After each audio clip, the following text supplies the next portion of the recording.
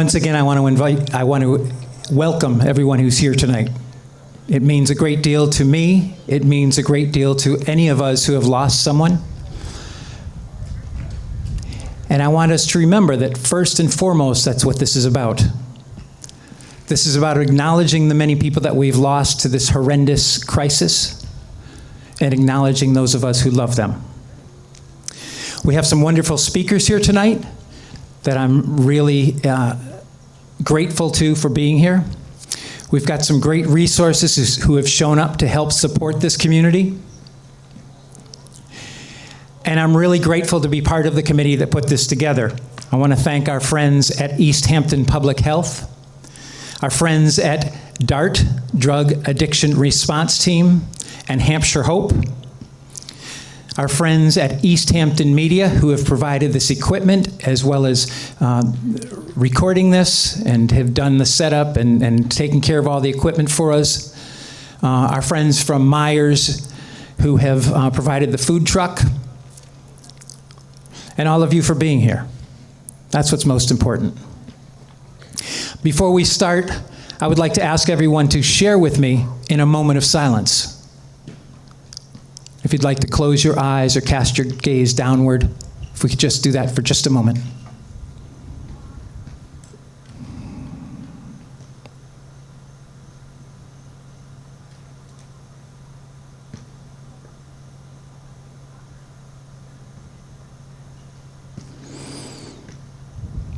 And to all those we've lost, we love you and we always will.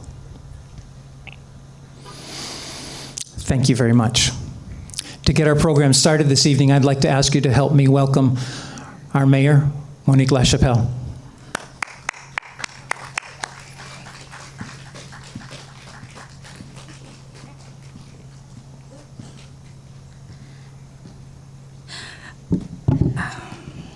Good evening. Actually, my first name's Nicole, not Monique, but I love Monique. It's a really pretty name. Okay. Welcome and thank you for joining us all today to recognize and also hold each other close and dear in a safe space, acknowledging the impact of overdoses on us all. And not just this year, the past year. We know that this is decades old, generations old. And it's wonderful to see so many of you here today. The theme for the International Overdose Awareness Day this year is recognizing those people who go unseen. There are countless ways that overdoses touch Easthampton residents, communities, and care providers. Some very much seen and some unseen. Both are important. The International 2023 message and theme for today is recognize those people who go unseen, honoring the people whose lives have been altered by overdose. They are the family and the friends grieving the loss of a loved one, workers in healthcare and support services, extending strength and compassion, or spontaneous first responders who selflessly assume the role of lifesaver. We would like to say to these people, and personally, I would like to thank some in the crowd who I know are those unseen. Thank you. And we'd like to also encourage everyone to use the hashtag #WeSeeYou when referring to this event as an international response that we can join into, that we see everyone who is affected and who helps around overdose and the epidemic that we're facing. Their voices are what we should amplify. Their strength and experience should be held up as an example to us all. Too often, however, they are left to bear the burden of crisis, home, alone, in silence, in the workplace, and in our schools. Let's acknowledge and support the people in our communities who are unrecognized by raising awareness of the hidden impacts of overdose, promoting education of overdose response, and reaching out to politicians making lasting, life-saving policy changes. And Easthampton, indeed, is very fortunate to be supported in this work by both our state representative, Dan Carey, and our state senator, John Velas, who have always been there to heed the call of what our families and communities need. I'd like to send a deep thank you to Learn to Cope for coming to Easthampton and partnering with the city so we can be more helpful and supportive. To the DART team and our city's own Department of Health for organizing tonight's vigil. We hope that this is one of many partnership events that we hold in the city, and we look forward actually to following up with all of you and anyone else in the community around what you'd like to see, what we need, so we can apply our municipal opioid lawsuit dollars that are coming our way. And we're looking to put together some community nights to get ideas and needs from the community directly affected. The impact can be found, both visibly and invisibly, just looking around, looking to your left or your right, straight and forward. But if you can't see it, you can certainly feel it when you talk to a person and you hear their heart, and you hear that hurt and that break. Known or unknown, overdose impact is a weight that must be carried by the collective whole, by the city of Easthampton.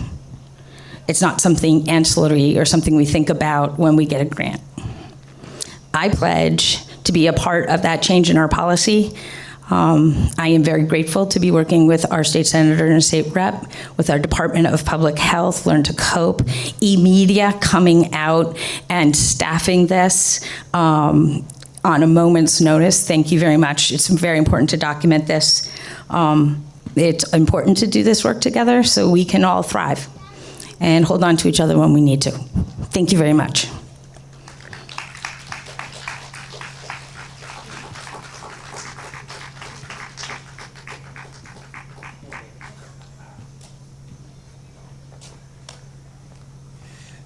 Thank you very much, Mayor. Appreciate you. Ladies and gentlemen, if you would, please welcome our state representative, Dan Carey. Did I get the name right?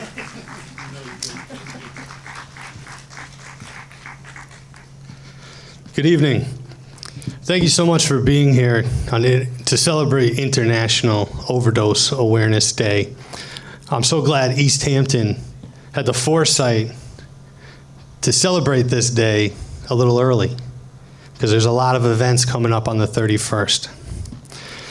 And I say the word celebrate, even though this is a somber occasion, because we are celebrating the lives of so many that we know and who we have lost. That loss, this epidemic is something that has touched every single life, every single person across our city, across our county, our state, our country. We could all name a family member, a classmate, a coworker, a neighbor, a loved one, someone that we know that's no longer with us. And that person will never be replaced. But we have events like this. They're so important so that we remember those lives. And it doesn't get any easier. We know that. It just gets different.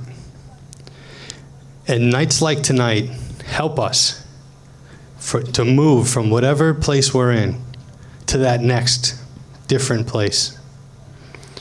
We know that the organizations that have worked so hard to put this on, that we see all around, that we see throughout the city and the city's departments, realize the importance of events like tonight. And realize that for some, International Overdose Awareness Day is August 31st. But for us, it's every single day, Overdose Awareness Day. We cannot let 364 other days of the year go by and not have an awareness of the overdoses that are ravishing our communities. We know that. That's why we're here. Sometimes you can wonder at an event like this, what are we doing? We already know this. It's like preaching to the choir. But it is a great reminder of how important events like these are, organizations like at these tables are. City officials, state officials, folks doing this work, the first responders that are doing this work day in and day out. We need to remember this every single day. And to have it out in public, people are going to the brewery, people are playing basketball, riding their bikes, and they see us, they hear us, they wonder, what's going on down there? As a state rep, my calendar is wild. We deal with every issue under the sun. So people always ask me, where were you yesterday? Where are you going tomorrow? What are you going to do today? And when I told some folks there's the International Overdose Vigil, not a single one said, oh, what's that? They all said, thank you for doing that. Thank you for going. Thank you for keeping this on the front of our minds so that we can remember those that we've lost, but so that we also can support each other and know where those resources are. Because unfortunately, it's going to happen again. But we can lean on each other, we can lean on these organizations, and we can help point people to the help they need, whether it's someone at risk of overdose, someone grieving an overdose, or otherwise. Don't forget the feeling we have now here tonight of togetherness, of hope, because every day's Overdose Awareness Day, and carry that togetherness and hope with you all throughout the year. Thank you.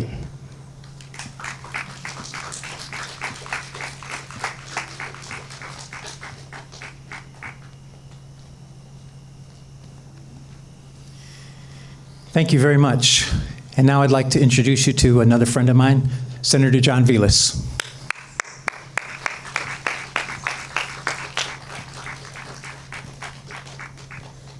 Good evening, everybody.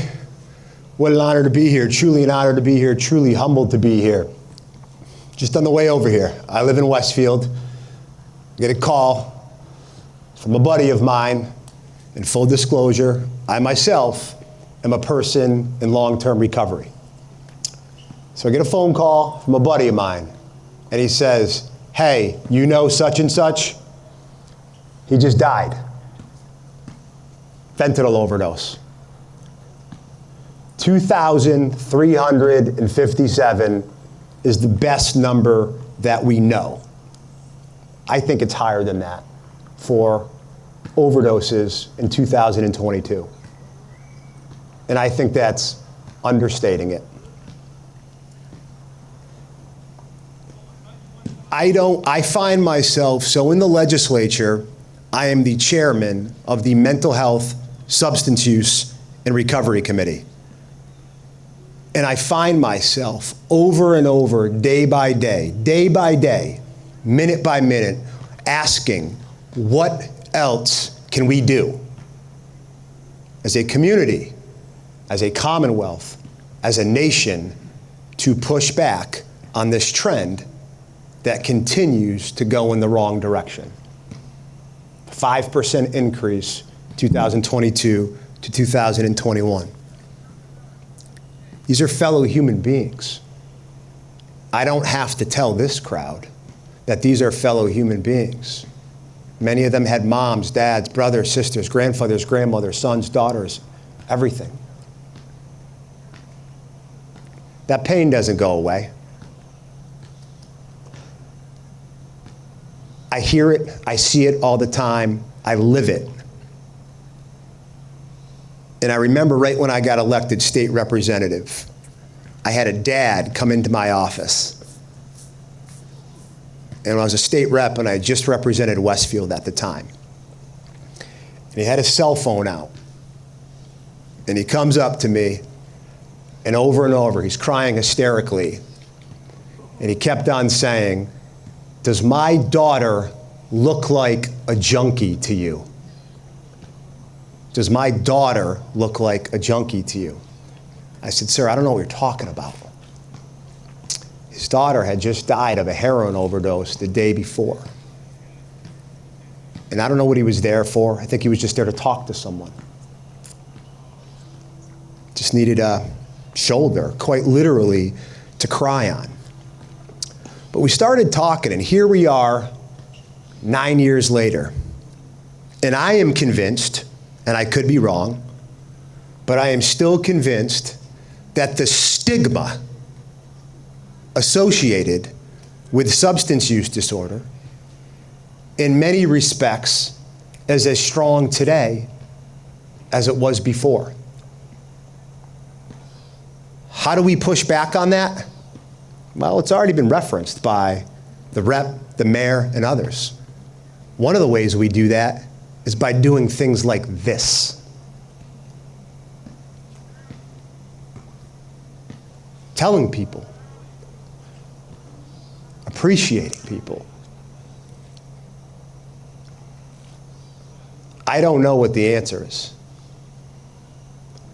I know that I'm sick and tired of hearing and getting those phone calls that a buddy of mine or someone that sat with me at a meeting the week before just overdosed and died. I'm sick and tired of them. We've all cried for them. We've all said we can and must do better, but those numbers continue to rise. I don't know what the answer is, but I damn well know that there's a lot of folks at all these tables who have raised their hand and said they want to be part of the solution. They want to help. I guess I'll finish with this, and I've said this many times. I firmly believe that when a human being raises their hand and says what I believe are the three most scary words to say, but at the same time, the three most courageous words to say. I need help. We, as a community, we, as a family structure, we, as a Commonwealth, need to be there and say, okay, that's great. We love you. How can we help? I know that if we get through and sift through a lot of what's out there, if we can say, I'm here for you, I'm here to help, this is who you need to call, this is who you need to go to, maybe, just maybe, next year, when we're here at this event, honoring and remembering the families and loved ones, and we're grieving with them, maybe, just maybe, those numbers will have gone down a little bit. Thank you.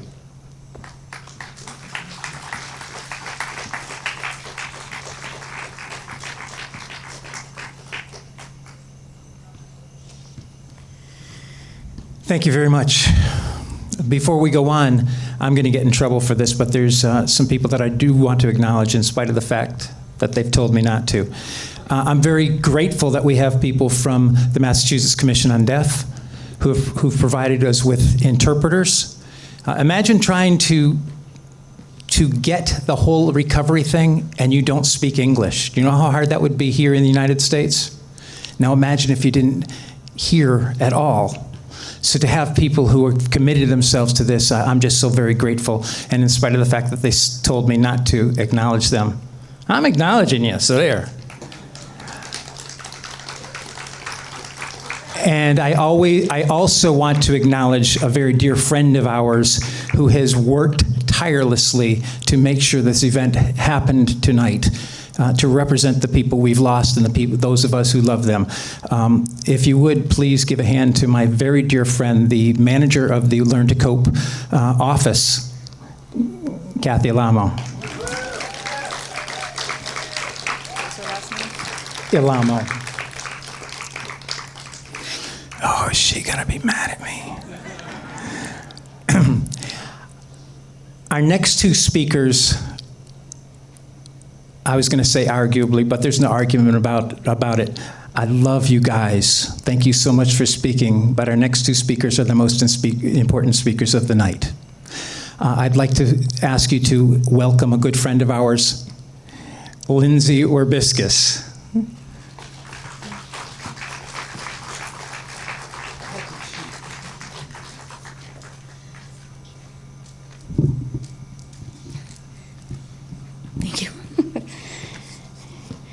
So I want to start off by saying my name is Lindsay Orbiscus. I grew up here in Easthampton. You hear oftentimes about the parents, the grandparents that lose loved ones, but there's someone that they call the siblings who are left behind. I am one of those siblings. I will cry, forewarning. So on July 15th in 2017, my parents called me to tell me the news that no one ever wants to hear. My little brother and only sibling was in the hospital. He was unresponsive and on life support due to an unintentional overdose. And then on July 31st of 2017, at the age of 26, Danny lost his battle to addiction.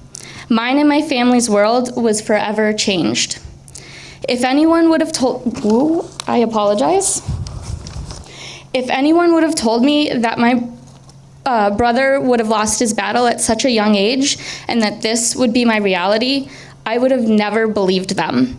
There's no way that this could happen to my brother or to me or to my family, but it did. And so here I stand, and I stand here to share my journey with grief as a sibling left behind.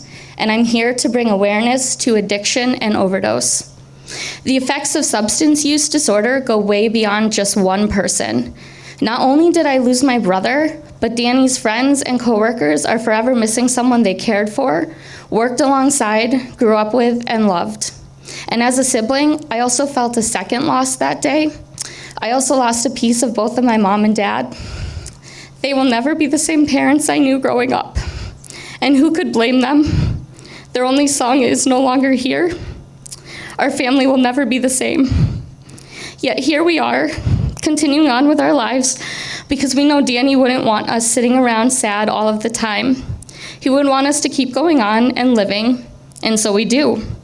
We do this in part by honoring my brother and sharing his story. Since 2018, I have had the opportunity to share Danny's story at sober living facilities, as well as with individuals who are incarcerated.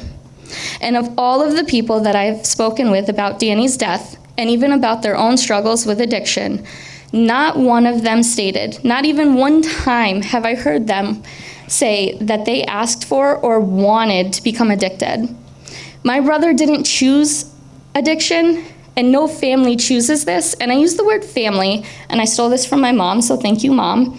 No family chooses this because addiction, and I call this a family disease, because it affects everyone in the family. It didn't just affect my brother. It affected me, my parents, my grandparents, everyone beyond that. It can affect everyone in the family, and that includes friends. It was stated in Danny's obituary, addiction does not discriminate. It doesn't care who you are, how you look, how hard you work, how much you are loved, or how hard you fight. People struggling with addiction or who are in recovery are just that. They are people. You are a person, and you deserve to be treated with love, kindness, and respect, no matter what your background is. Those who have lost their lives to addiction and overdoses, they were people. Danny was a person. He was a plumber, a fisher, a friend, nephew, son, grandson, brother, and I'm sure I could keep going on with the list. And he was and will continue to be loved. So why do we all stand here together today? Is it because of the rising number of overdose-related deaths? Danny was one of over 72,000 people who died of an overdose in 2017. That number reached almost 110,000 people just 1 year ago in 2022, an increase from 2021, where it was nearly 108,000 people. Those numbers alone show how extensive addiction is in the US, but it doesn't always bring light to the numerous stories we all have. Unfortunately, addiction and overdose have impacted each one of us in at least one way, or we all wouldn't be standing here together. We are here because many of us want to do our part to help end overdose. I'm here because I want to make an impact and a difference. We want to make a difference. We are here to show our love and support for those who are struggling in active addiction or in recovery. We are here because we respect and acknowledge the grief of the family and friends left behind. And finally, we are here to remember and honor those who have died and remember them without the stigma or shame. Thank you.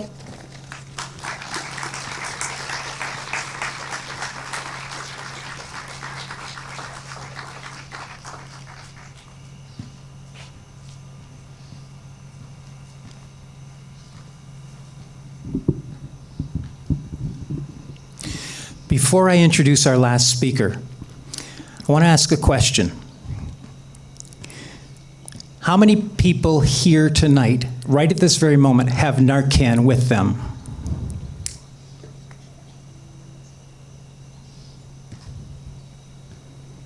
That's pretty good, but not good enough. There's no reason why anybody here does not have Narcan. It's available in this state more so than any state in the union. Please, get your Narcan tonight. Tapestry has Narcan to give you. Hampshire Hope has Narcan to give you. Please, there's no reason. You never know when you will be called on to be somebody's angel. Please be prepared.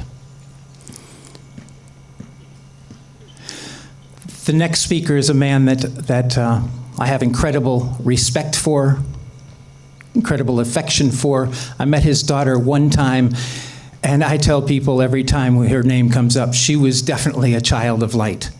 Please welcome my good friend, Dan Harper.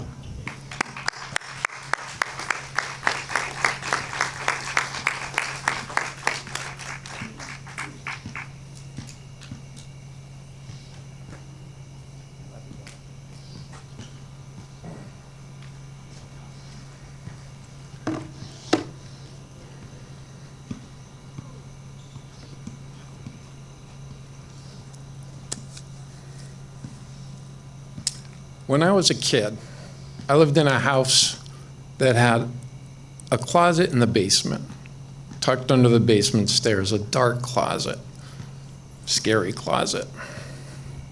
It had an old-fashioned switch inside to turn the light on.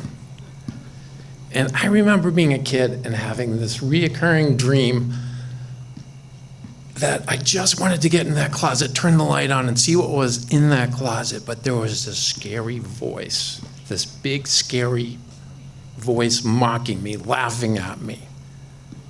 And each time I would try to get to that door, and it would laugh at me, and I would be scared, and I would run away.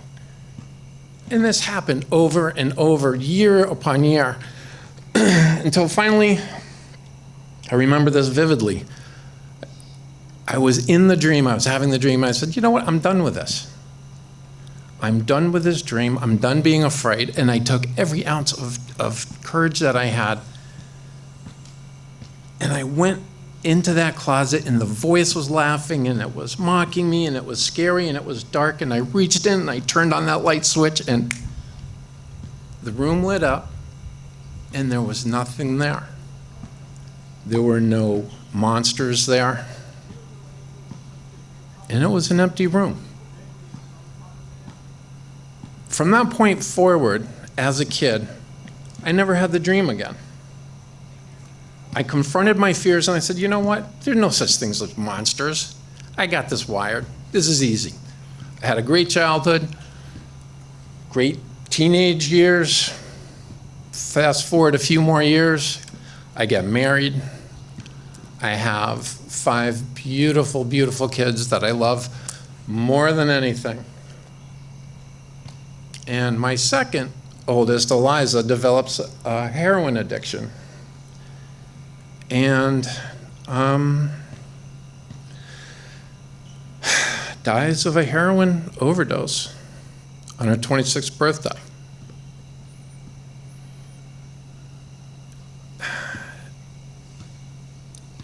In that monster that I didn't think existed, most definitely did exist. I'm here to tell you that this monster exists. We all know it. We know it by different names, by opioid use disorder, by addiction, by overdose, whatever you want to call it, we know what it is. And we know this monster has got an arsenal of weapons, right? It has stigma.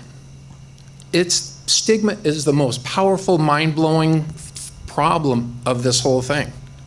It forces people struggling with this addiction to use alone, to not ask for help, to not tell people what they're doing. It has this weapon of self-doubt. My daughter doubted herself. I doubted myself. It has this weapon of untruths.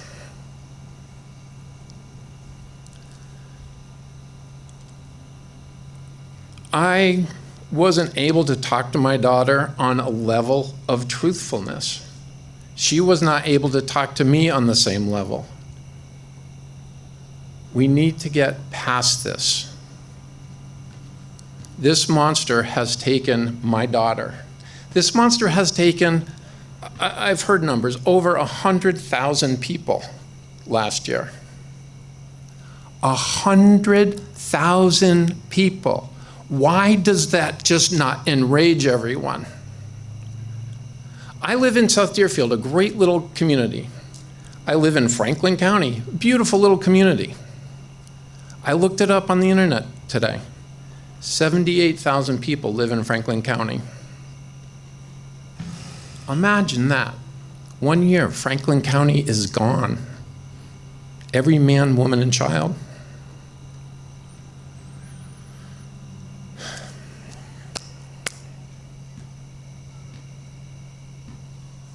As a father, as a person fighting against this, I want to be the person to be able to tell you that we can just go in and turn that light switch on and this monster can go away.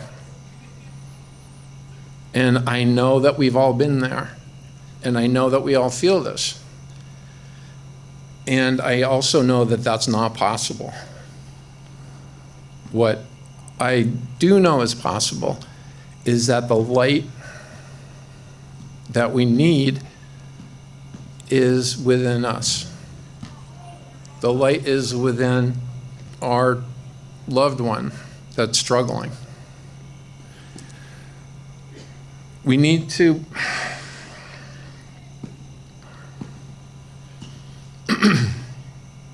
we need to arm ourselves.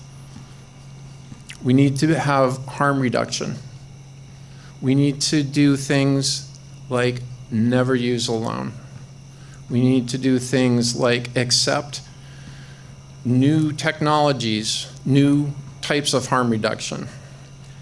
And I'm gonna put on my other hat for a minute here and tell you a little bit. If you don't know, I've been working on this project called Eliza's Watch for about 5 years now. And the idea is that we can give away these watches that if somebody's using alone because of stigma, and we know that over 50% of the fatal opioid overdoses are from people using alone, that if they are using alone, they can have a watch, they can choose to enable Eliza's Watch.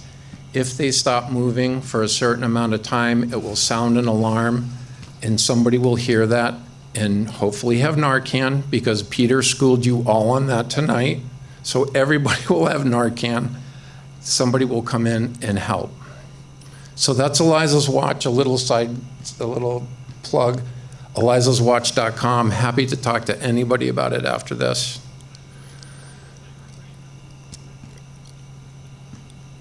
The other thing, the real tools that we have against this monster are love and truth. And we need to cut through all of the stigma, all of the fear, all of the terror around this issue, and meet people where they are.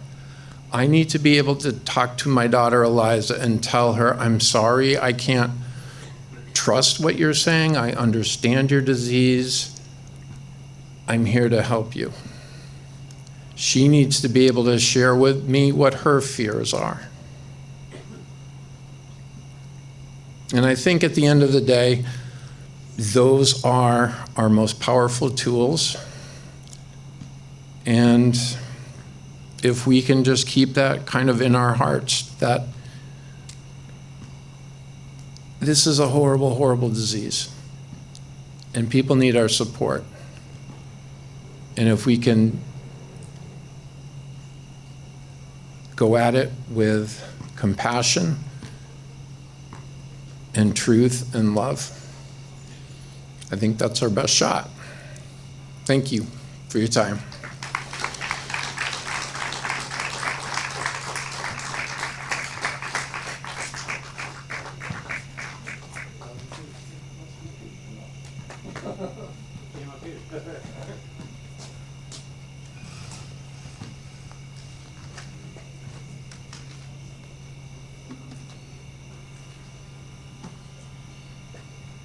Does everyone have a candle? Is there anyone who needs a candle?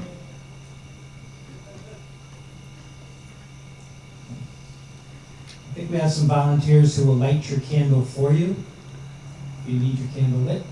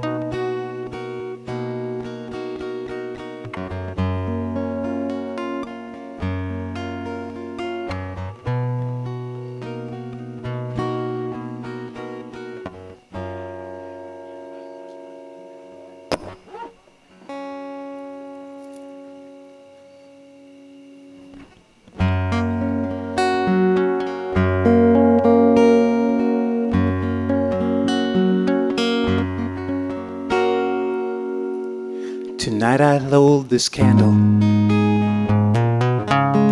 in memory of you, hoping some way, somehow, my love will shine through. I close my eyes, lost in the glow. There are so many things I want you to know. This candle says I love you. This candle says I miss you. This candle is saying I remember you. When I'm holding it towards heaven, feels like you are near. If you're looking down tonight and see this candle burning bright, it says I'm wishing you were here. In the glow of this candle, I can almost see her smile. It carries me away for a little while to another place,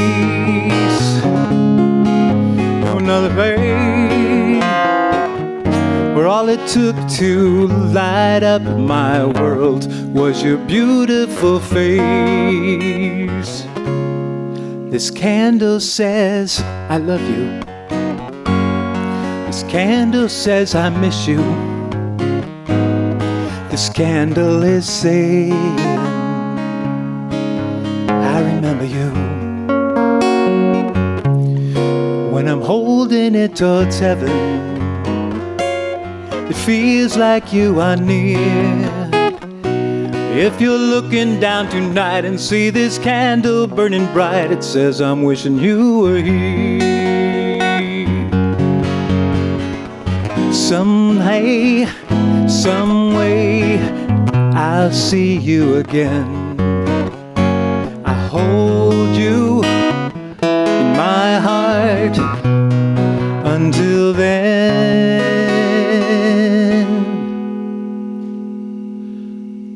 This candle says I love you. This candle says I miss you. This candle is saying I remember you. When I'm holding it towards heaven, it feels like you are near. If you're looking down tonight and see this candle burning bright, it says I'm wishing you were here. This candle says I love you. This candle says I miss you. This candle is saying I remember you. When I'm holding it towards heaven, it feels like you are near. If you're looking down tonight and see this candle burning bright, it says I'm wishing you were here. If you're looking down tonight and see this candle burning bright, it says I'm wishing you were here. This candle says I love you.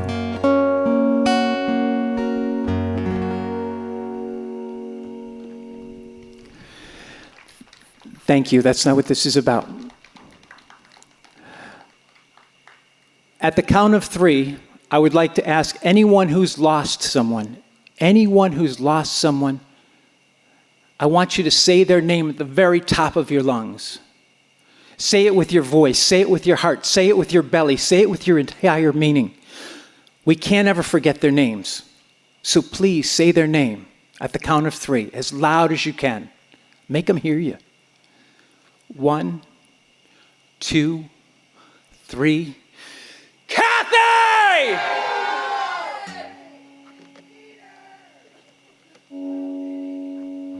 Good night, everyone. Thank you.